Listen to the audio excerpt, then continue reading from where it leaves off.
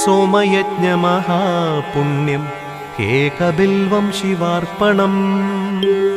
दन्तिकोटिसहस्राणि वाजपेयशतानि च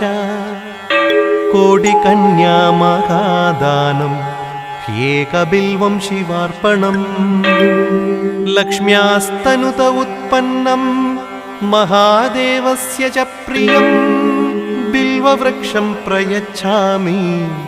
एकबिल्वं शिवार्पणम्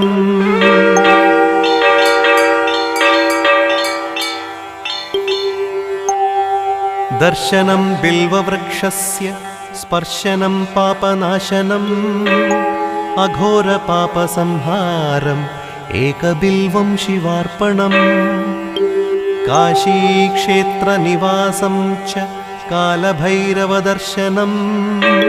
प्रयागमाधव